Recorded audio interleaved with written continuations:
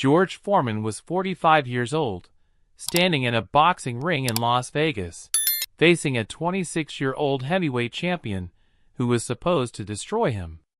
The commentators were already calling it a mismatch. The odds makers had him at 25-1 underdog. People in the crowd were literally laughing, making jokes about how long the old man would last before getting knocked out. But what happened in the 10th round of that fight didn't just shock the boxing world. It proved that the greatest comeback in sports history isn't about age. It's about believing in yourself when nobody else does. This is the story of how George Foreman lost everything at 28, spent 10 years as a preacher, came back to boxing at 38 when everyone said he was crazy, and became heavyweight champion at 45 when everyone said it was impossible. It's about falling further than anyone thought you could fall and rising higher than anyone thought you could rise. October 30th, 1974. Kinshasa, Zaire. The Rumble in the Jungle. George Foreman was the heavyweight champion of the world and the most feared fighter on the planet. He demolished Joe Frazier in 2 rounds. He'd annihilated Ken Norton in 2 rounds. Nobody lasted more than 3 rounds with George Foreman. He was 40-0 with 37 knockouts. He was invincible. Standing across from him was Muhammad Ali, 32 years old, past his prime, a 4-1 underdog. Everyone expected Ali to get destroyed. George Foreman expected Ali to get destroyed. But Ali had a plan. For 8 rounds, Ali did something nobody had ever done. He let Foreman hit him. He leaned against the ropes and covered up while Foreman threw bombs. The rope-a-dope. Ali was letting Foreman punch himself out. In the 8th round, Foreman was exhausted. He'd thrown everything he had, and Ali was still standing.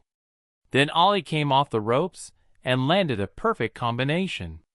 Right hand, left hook. George Foreman fell. The referee counted to 10. The most feared heavyweight in the world had been knocked out by a man everyone said was washed up. Foreman left Zaire a different person. The aura of invincibility was gone. The psychological edge that had terrified opponents was shattered. He tried to rebuild. He kept fighting. But the hunger was gone. The anger that had fueled him was replaced by something else. Confusion. Loss. A feeling that boxing, which had been his entire identity, maybe wasn't who he was supposed to be. Then came March 22nd, 1977. The fight against Jimmy Young in Puerto Rico. Foreman was supposed to win easily. Instead, he lost a 12-round decision. And in the locker room afterward, something happened that would change the entire trajectory of his life. George Foreman's heart stopped beating. In those moments between life and death, Foreman had what he described as a religious experience. He met God. And God told him that fighting wasn't his purpose anymore. 3 days later, George Foreman walked into a church in Houston and told the pastor he was done with boxing. He was going to become a preacher. He was 28 years old. He'd been heavyweight champion. He'd made millions. And he was walking away from all of it to serve God. The boxing world thought he'd lost his mind. Fighters don't just quit at 28. Champions don't walk away from millions of dollars to become preachers. But George Foreman did exactly that. He started the Church of the Lord Jesus Christ in Houston. He preached every Sunday. He counseled people. He worked with kids from the 5th Ward, the same rough neighborhood where he'd grown up.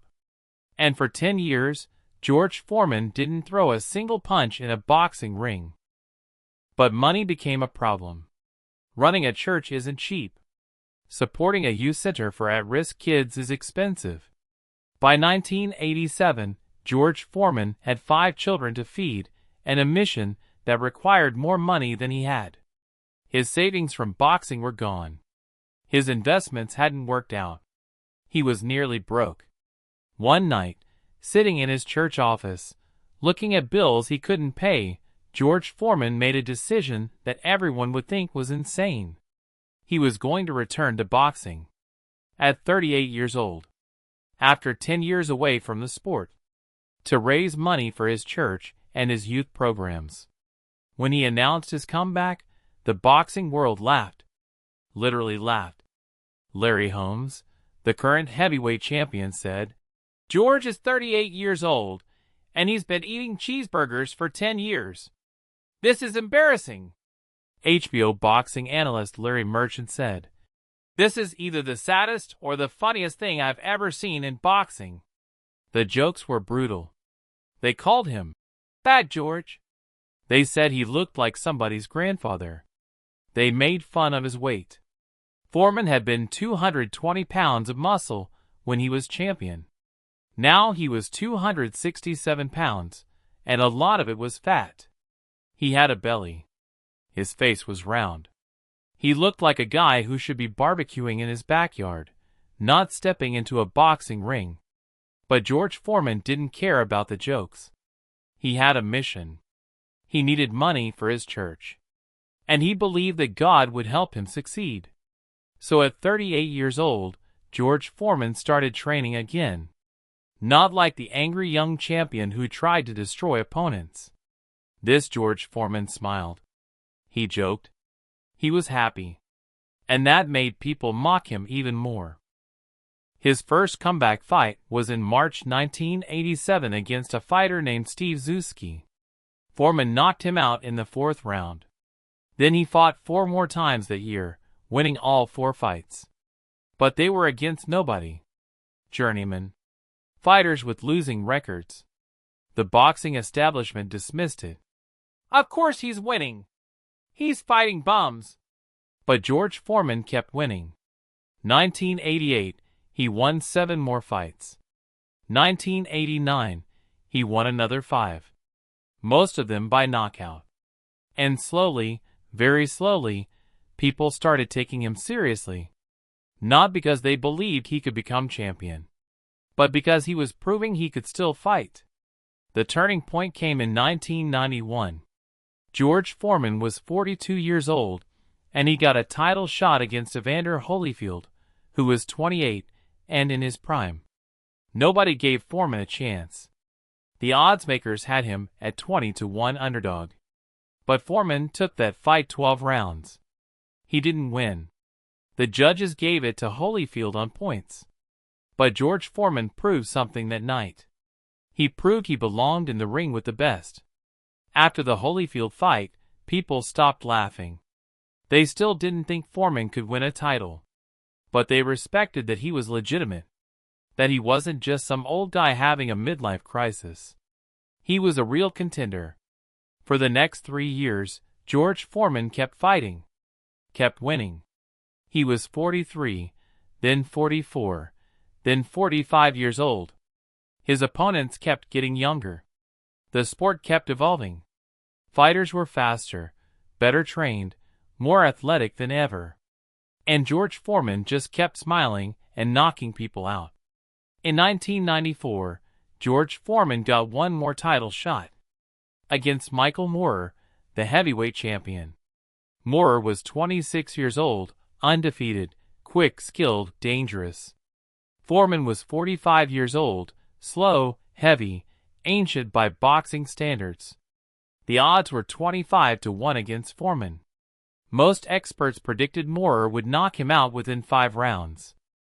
The fight was scheduled for November 5, 1994, at the MGM Grand in Las Vegas. As George Foreman prepared for the biggest fight of his second career, the doubters were everywhere. Boxing magazines ran articles questioning whether the fight should even be allowed. Some doctors said a 45-year-old man shouldn't be in a ring with a prime heavyweight champion. It was dangerous. It was irresponsible. It was a recipe for tragedy. But George Foreman wasn't worried. In his hotel room the night before the fight, he prayed with his wife Mary Joan. "God didn't bring me this far to let me get hurt," he told her. "Whatever happens tomorrow, it's part of the plan." Mary Joan looked at her husband, this man who'd walked away from boxing to serve God, who'd come back not for ego but for mission, and she believed him. The weigh-in was a spectacle. Michael Moorer looked like a Greek statue. Chiseled, lean, powerful. 222 pounds of muscle. George Foreman stepped on the scale at 250 pounds. His belly hung over his shorts. His face was round and soft. He looked like somebody's uncle, not a championship contender. The photographers loved it. The contrast was perfect. Youth versus age. Speed versus power. The future versus the past. At the final press conference, a reporter asked Foreman if he really thought he could win. "I don't think I can win," Foreman said with his trademark smile. "I know I can win. I've been underestimated my entire life. It's my secret weapon. When people don't expect anything from you, you're free to exceed their expectations." Moorer's trainer, Teddy Atlas, wasn't amused. "This is serious business," Atlas said. "George is making jokes, but we're going to hurt him. He's too old. His reflexes are gone. He can't take the punishment anymore. This is going to be painful to watch." Foreman just kept smiling. He'd heard it all before. For 7 years, people had been telling him what he couldn't do. And for 7 years, he'd been proving them wrong. Fight night. The MGM Grand was packed. 12,000 people in attendance. Millions watching on HBO pay-per-view. The atmosphere was electric, but not because people thought Foreman would win. They came to see history. Either the oldest heavyweight champion ever, or the last fight of a crazy man's comeback. Either way, it was a story. The bell rang for round 1. Michael Moorer came out fast, bouncing on his toes, throwing quick combinations. George Foreman moved like he was walking through mud. Slow, deliberate, plodding. Moorer jabbed him. Moorer hit him with right hands. Moorer danced away before Foreman could respond. The HBO commentators were already predicting disaster. "George looks old," Larry Merchant said. "He's not reacting. His reflexes are gone. This could get ugly." Round 2 was more of the same. Moorer was landing punches at will. Foreman was trying to get close, trying to land his power shots, but Moorer was too fast, too elusive. Every time Foreman got near, Moorer would hit him 3 or 4 times and dance away. The scorecards were lopsided. Moorer was dominating. By round 5, George Foreman's face was swelling. His right eye was puffy. Blood trickled from a cut above his left eyebrow. In his corner, his trainer Gil Clancy was worried. "George, you gotta pick up the pace. You're losing every round. You gotta do something different." Foreman nodded slowly. "I know what I'm doing. Trust me. He's going to make a mistake." What nobody understood was that George Foreman was fighting an entirely different fight than the one everyone saw. He wasn't trying to win rounds. He wasn't trying to outbox Moorer. He was waiting for the one mistake. The one moment when Moorer would get careless, would drop his hands, would think the old man was done. And then Foreman would make him pay. Round 6, 7, 8. The pattern continued. Moorer won every round. He was faster, sharper, more active. The commentators were talking about how dominant Moorer looked. The crowd was restless. Some people were booing, not at the fighters, but at the mismatch. This wasn't competitive. This was an execution in slow motion. In the corner after round 8, Gil Clancy was more urgent. "George, you need a knockout. You're way behind on points. You need to take a risk. You need to go for it." Foreman took a deep breath. "I will. But not yet. He's still afraid of me. I can see it in his eyes. When he stops being afraid, that's when I'll get him." Round 9 was the first round where George Foreman won on all 3 judges' scorecards. Not because he threw more punches, but because he landed one massive right hand that snapped Moorer's head back. For the first time all night, Michael Moorer looked hurt. He covered up, moved away, took the rest of the round to recover. In his corner, Teddy Atlas was screaming at him. "Don't get careless. Stay disciplined. Don't stand in front of him." But in round 10, Michael Moorer made the mistake George Foreman had been waiting for. 2 minutes into the round, Moorer landed a beautiful combination. 3 punches, all clean, all on target. He hurt Foreman. And in that moment, Michael Moorer thought the fight was over. He thought the old man was done. So he did what young fighters do when they think they have their opponent hurt. He got careless. Moorer dropped his left hand. Just for a second. Just enough. George Foreman saw it. After 10 rounds of waiting, after 10 rounds of taking punishment, after 10 rounds of being told he was too old, too slow, too finished, George Foreman saw his opportunity. He threw a right hand. Not a jab. Not a setup punch. A right hand with everything he had left. 45 years of life. 20 years of boxing. 10 years of preaching. 7 years of comeback. All of it went into that one punch. The punch landed perfectly on Moorer's chin. Michael Moorer's eyes rolled back. His legs buckled. He fell backward, his head bouncing off the canvas. The referee, Joe Cortez, didn't even count. He waved his arms immediately. It was over. For a moment, the entire arena was silent. Nobody could process what they'd just seen. A 45-year-old man had just knocked out a prime, undefeated heavyweight champion with one punch. Then the place exploded. People were screaming, crying, jumping up and down. The HBO commentators were yelling over each other. "Oh my God! George Foreman has done it! The impossible just happened!" George Foreman didn't celebrate wildly. He didn't run around the ring. He didn't pound his chest. He dropped to his knees and prayed. Right there in the ring, while the crowd went insane, George Foreman thanked God. Tears streamed down his face. Not tears of triumph. Tears of gratitude. When the interviewer Jim Lampley climbed into the ring to interview Foreman, his first question was simple. "George, how did you do it?" Foreman smiled that trademark smile. "I just kept the faith. Everybody told me I was too old, too slow, too fat. But I knew something they didn't know. I knew that God doesn't care about odds. He doesn't care about age. He doesn't care what the experts say. If you keep the faith and keep working, anything is possible." The boxing world was in shock.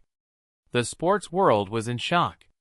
George Foreman, at 45 years and 360 days old, had become the oldest heavyweight champion in boxing history.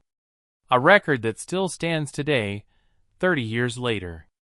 A record that most experts say will never be broken. But the story doesn't end with that knockout. The real story is what that comeback meant. For 7 years, George Foreman had been told no. For 7 years, people had laughed at him, mocked him, dismissed him. They said he was too old at 38. They said he was embarrassing himself at 40. They said he had no chance at 42. They said he was going to get hurt at 45. And George Foreman proved every single one of them wrong. Not because he was the most talented. Not because he was the fastest or the strongest. But because he believed in himself when nobody else did. Because he had a mission bigger than himself. Because he needed money for his church and his youth programs. And he was willing to endure 7 years of mockery to get it. After the Moorer fight, George Foreman fought twice more, then retired for good in 1997 at age 48. His second career record was 35 wins and 1 loss. He'd proven everything he needed to prove. He'd raised the money for his programs. He'd shown the world that comebacks aren't just possible, they're spectacular. In the years that followed, Foreman became more famous for his grill than his fists. The George Foreman grill made him more money than boxing ever did. Over $200 million. But he never forgot why he came back. The church is still running. The youth center is still helping kids. The mission that brought him back to boxing at 38 is still alive today. In 2003, Ring magazine named George Foreman's knockout of Michael Moorer the greatest upset in boxing history. Not just heavyweight history. All of boxing history. A 45-year-old man beating a prime champion at 25-1 odds. It had never happened before. It's never happened since. And it probably never will happen again. But the lesson of George Foreman's comeback isn't about boxing. It's about life. It's about what happens when you lose everything and have to decide who you're going to be. Are you going to stay down? Are you going to listen to the people who tell you it's over, you're too old, you've had your chance? Or are you going to get up and prove that second chances aren't just real, they're often better than the first chance? George Foreman lost everything at 28. His title, his identity, his invincibility. He spent 10 years as a preacher, serving God and serving his community. Then at 38, when he needed money for his mission, he came back to boxing and everybody laughed. For 7 years, they told him he couldn't do it. For 7 years, he proved them wrong. And at 45, in one perfect moment, with one perfect punch, he showed the world that the greatest victories come to those who refuse to accept defeat. Today, George Foreman is 75 years old. He still preaches occasionally. He still works with at-risk youth. He still tells his story to anyone who will listen. And his message is always the same. Age is just a number. Failure is just a lesson. Setbacks are just setups for comebacks. If you keep the faith, if you keep working, if you keep believing, nothing is impossible. If this story of the greatest comeback in sports history moved you, remember that it's never too late. You're never too old. You're never too far gone. George Foreman was 45 years old when he became heavyweight champion. He'd been retired for 10 years. He'd been mocked for 7 years. And none of it mattered because he believed in himself when nobody else did. Your comeback story is waiting. The only question is whether you'll have the courage to write it.